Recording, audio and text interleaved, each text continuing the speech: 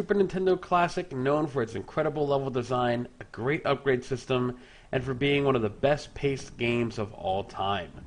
Castlevania Symphony of the Night, a PlayStation classic known for its memorable cast of characters, outstanding music, and its fantastic RPG approach to Super Metroid's level design based nature.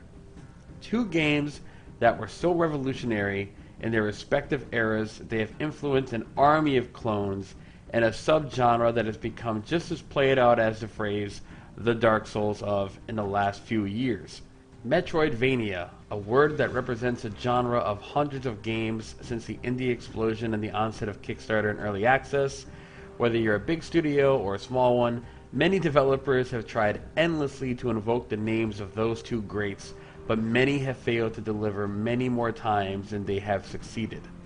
Dead Cells, developed and published by Motion Twin Studios, fully embraces both of these classics and its actions instead of its words.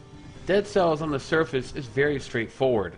The game starts with a blob of moss, corpses, and more forming a warrior's body. You meet the odd character or two, and as soon as you open the first doorway, you are thrust right into the action. You're going to platform, slash, shoot, block, and level up your way through various stages, encounters, and boss fights. You collect a resource known as cells, and in between stages you can use these cells to unlock permanent upgrades. If you die, and trust me, you will die a lot, you start back at the beginning and the run starts all over again. On the surface, nothing about the basic concept sets it apart. With thousands of clones all vying for the same style, what makes Dead Cells stand apart? The answer is pretty simple. Everything. It's one thing to say you are Metroidvania. It's another thing to do something that lives up to both of those titles. Visually, Dead Cells is striking. Everything from the main character himself, the stages, enemies, and the bosses are all animated to perfection. The art style is very visually different than anything you've seen lately. I often wondered if I was looking at 2D sprites or 3D character models with a slick rendering trick to make them look like 2D sprites. In the age of pixel graphics, it takes more than a nostalgia trip to separate yourself from the crowd. The art style is what takes this game to another level. Bosses, enemies, the weapons, they can all range from imposing to flashy and sometimes gross and weird. The entire game is presented with a layer of grit, never too clean, but never so dirty that the image gets clogged up with needless noise. It's just not how good it looks, but the visual design impacts gameplay as well. Enemy attacks are all very well telegraphed, animated, and executed to perfection. Even when things get truly hectic, enemy visibility and information is always presented to you clear and concise. This is important because all of the visuals in the world wouldn't matter if it led to cheap death. The music also holds its weight, with haunting pianos and organs in the castle, the creepy and steady percussion thumping in the sewers, and the sweeping melody of the promenade. Every level has a unique style that matches the visual design to a T. Attacks are meaty and satisfying, and every weapon has clear sound that emphasizes how unique they all are from one another. However, not everything is about visual and sound, and all the best visual and sound in the world wouldn't mean much without something solid to keep you coming back. This is truly where Dead Cells takes it to the next level. The controls are simple, but extremely tight. The combat system has clear feedback, solid hits, and more importantly, responsiveness. See, the number one thing most games fail to capture when they make Metroidvania number 1276 are the controls.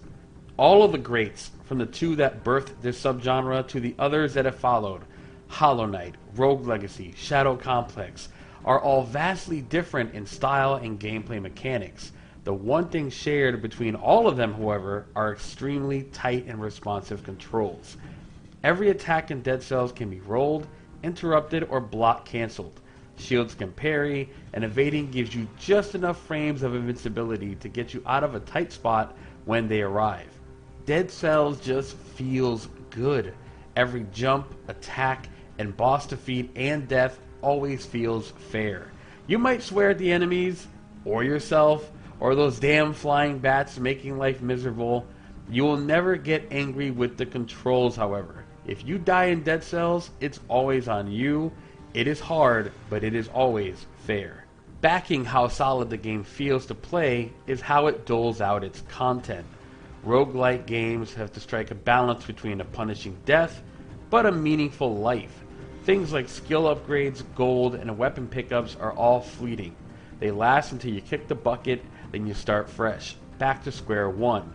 However, the cells you pick up from the foes you defeat are used at a vendor in between stages. These cells are the backbone of the progression system.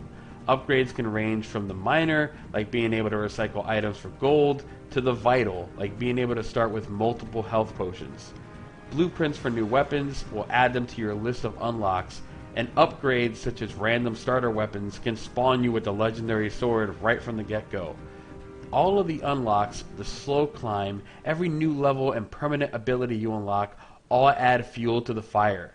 With how responsive this game feels, how great it looks, and how fun it is to conquer, you end up with a certain satisfaction on a macro level. The micro level, though, has that perfect storm for one more run. Not since Spelunky has a game caused me to live, flourish, die, and repeat over and over again as I slowly tackled the same mountain. Every new peak I reached was just another hit of adrenaline to keep me going for one more run. Dead Cells is something special, a game that goes beyond its own description in every way. Super Metroid, Symphony of the Night, and now Dead Cells. It easily stands with the greats in every regard. The only problem now is, what do we all call the genre? Metroidvania? Dead Void Symphony? I don't know. It's a problem for another day. For now, make sure to pick up Dead Cells. It's easily one of the year's best games, a 9.5 out of 10. This is Nantox for Rectify Gaming. Please check out the other videos and subscribe to the official Rectify Gaming YouTube channel and this one if you like it. See you guys next time.